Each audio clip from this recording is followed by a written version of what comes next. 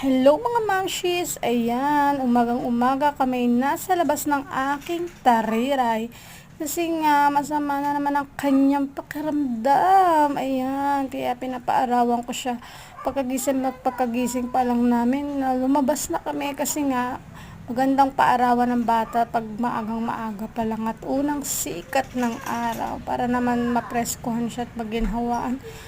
Puyat kami parehas, kaya tignan nyo, walang suklay-suklay, bangon agad para na mapaarawan ng aking tariray dahil nga masama ang kanyang pakiramdam.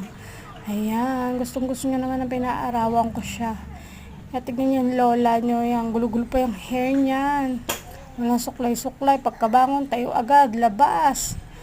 Grabe. Nakakalosyang ang puyat pag talaga may sakit ang bata. Kaya ayokong nagkakasakit ang aking mga anak.